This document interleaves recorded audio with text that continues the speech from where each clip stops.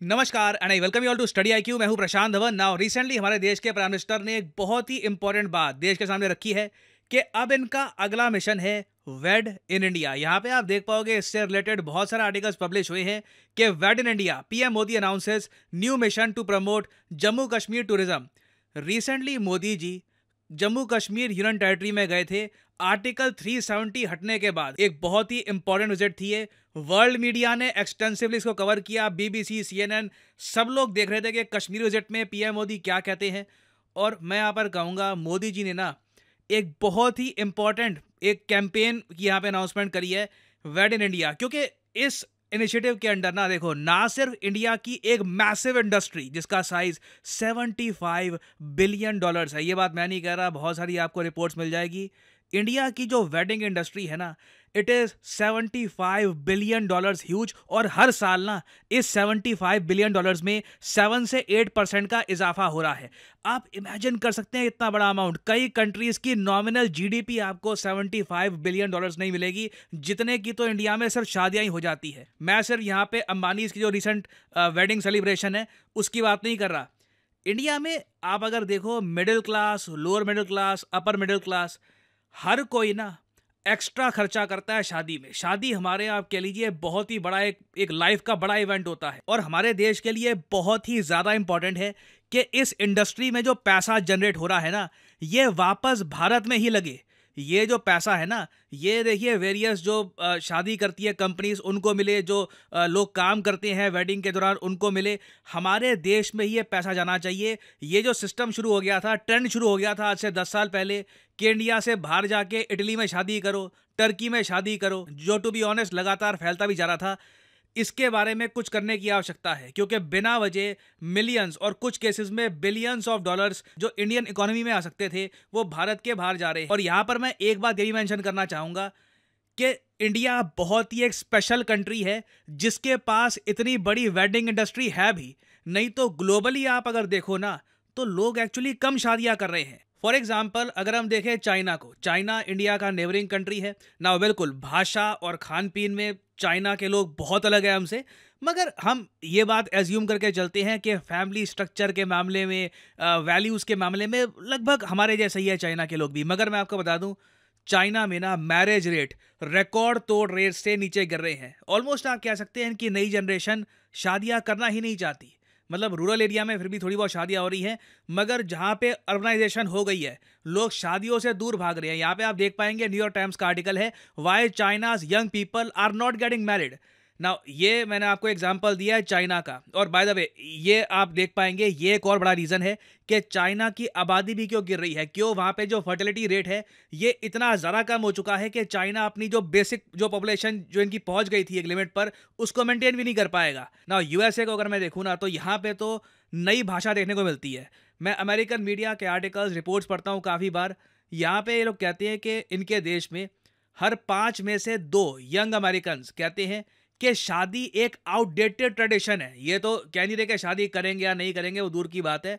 ये all together ये कह देते हैं कि जैसे समाज में कई ट्रेडिशंस होती है ना, लोग कहते हैं अरे ये तो पुराने ज़माने में लोग किया करते थे, अब कौन करता है। तो कई अमेरिकन हैं ये खुल के कह रहे हैं कि अब तो शादी भी एक आउटडेटेड ट्रेडिशन हो गई है। तो US, Europe, China, Japan, south Korea, even Australia को आप यहाँ पे काउंट कर सकते हैं, यहाँ पे मैरिज रेट्स लगातार गिर रहे हैं। ऑल्दो मुझको यहाँ पर एक बात ऐड करनी पड़ेगी कि भारत को लेकर भी ऐसे कुछ सर्वे हुए हैं, और जो हमारा अर्बन एरिया है, जो हमारे बड़े शहर हैं, वहाँ पर जो हमारी यूथ पॉपुलेशन है उनमें से 23% के आसपास कहते हैं कि शादी में कुछ हमारा इंटरेस्ट नहीं है। मगर फिर भी सिंस इंडिया की आबादी बढ़ रही है तेज़ी से, इंडिया में आज भी शादी एक बहुत ही बड़ी इंडस्ट्री है। और साथ ही साथ हमारे यहाँ एक ट्रेडिशन ये भी है कि शादी करो तो बड़ी शादी करो, लाखों रुपए एक बार को खर्च दो। एक बार को आप कह लीजिए लोग अपनी हेल्थ पे इतना नहीं खर्चेंगे, जिम मेंबरशिप पे, विटामिन सप्लीमेंट्स पर और जगह पे। मगर जब शादी की बात आएगी ना, तो 15-20 लाख रुपए भी एक बार को चाहे उधार से भी क्यों ना आए, लोग खर्चेंगे। और इसलिए इंडिया की जो वेडिंग इंडस्ट्री है ये 75 बिलियन डॉलर्स तक पहुंच चुकी है। अब सैड बात देखिए यही है कि इस अमाउंट में से कुछ अमाउंट ना बाहर के देशों में खर्च किया जा रहा था। और पता नहीं क्यों कई इंडियंस के लिए टर्की एक बहुत ही इंपॉर्टेंट डेस्टिनेशन हो गई कि जी टर्की में जाके शादी करनी है। और मिलियंस मतलब 18-20 करोड़ रुपए भी काफ़ी बार ऐसी शादियों पे खर्चे जाते थे। अब इसीलिए ना भारत की टूरिज्म मिनिस्ट्री ने, ये मैं आपको बता दूं, आज से कुछ महीने पहले की बात है, एक कैंपेन लॉन्च किया। इसके बारे में कई लोगों को पता नहीं होगा। कैंपेन का नाम है इंडिया सेज आई डू। और इस कैंपेन में कोशिश यही है कि भारत के जो अमीर लोग हैं, अब देखिए कितनी अजीब बात है, जो लोग अमीर है, जिन लोगों को पता है कि इकोनॉमी का क्या इम्पैक्ट होता है, किस तरीके से अगर आप भारत में ही पैसे खर्चो तो भारत को ही फायदा होगा, तब भी लोग अब्रॉड जाके शादियां कर रहे हैं। तो जो ये कैंपेन है इंडिया सेज आई डू, इसमें जो इंडिया के अमीर परिवार हैं इनको इम्प्लोर किया गया, शादी करनी है आप इंडिया में आके शादी करो ना। उल्टा हम फॉरेनर्स को चाहेंगे कि आप इंडिया में आके शादी करो, हमारे यहाँ इतनी बढ़िया डेस्टिनेशन है। यहाँ पे आप देख पाओगे, इस कैंपेन का पूरा पेज है, कम से I do in India destination. यहाँ पे आप देख पाओगे उदयपुर, गोवा, हैदराबाद, और कमाल के टेम्पल्स हैं हमारे यहाँ, एक रिच हिस्ट्री है। इंडिया में शादी करना एक बहुत ही ज़्यादा खूबसूरत अनुभव हो सकता है, और स्पेशली जिन लोगों के पास पैसा खर्चने को है वो कहीं भी कर सकते हैं, उनके पास बजट कंस्ट्रेंट्स भी नहीं है। तो ऐसा नहीं है पीएम मोदी ने रैंडमली ये कह दिया कि वेड इन इंडिया, जो ये बहुत ही इंपॉर्टेंट मिशन है इनका, इस पर टूरिज्म मिनिस्ट्री का एक कैंपेन भी चल रहा है और सरकार कोशिश कर रही है ये मिलियंस ऑफ डॉलर्स ये इंडिया से बाहर ना जाकर भारत की इकोनॉमी में ही वापस आ जाएं। और यहीं पे आता है कश्मीर।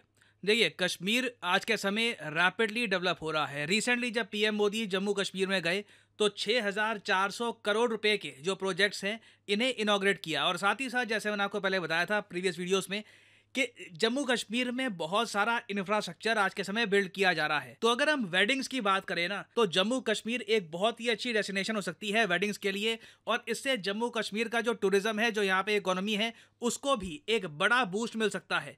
तो all the points they connect beautifully. और अब देखना यही होगा कि कश्मीर में क्या धीरे धीरे एक ट्रेंड शुरू होता है शादियों का। और मेरे हिसाब से ये तभी होगा जब जो इन्फ्लुएंशियल लोग हैं, क्योंकि इंडिया में मैं देखता हूँ कि हमारे यहाँ ये ट्रेंड है, जो इन्फ्लुएंसर हैं, जो बहुत फेमस एक्टर्स हैं, जो बहुत फेमस लोग हैं टेलीविजन में और इंडस्ट्री में, जब तक वो कुछ करते नहीं है ना, तब तक बाकी लोग उनको फॉलो करते नहीं है। चाहे बाकी लोग बहुत अमीर भी क्यों ना हो, मगर वो किसी ना किसी को फॉलो करेंगे।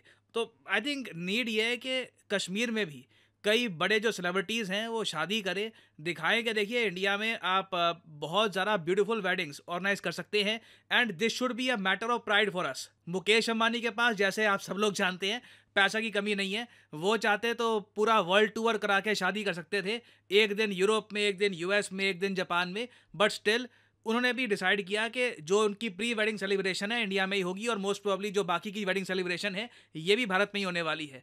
तो ये ट्रेंड धीरे धीरे आगे बढ़ेगा, उसी से भारत का पैसा भारत में ही रहेगा, बाहर नहीं जाएगा। तो आने वाले समय में आप देखोगे वेड इन इंडिया से रिलेटेड काफ़ी डेवलपमेंट्स होंगी, मोस्ट प्रोबेबली कुछ इनिशिएटिव भी स्टार्ट किए जाएंगे। उससे रिलेटेड मैं आपके लिए बाद में अपडेटेड वीडियो लाता रहूंगा। तो इसी नोट के साथ यह है वीडियो कांत। Thank you for listening, and as I always say, may the gods watch over you.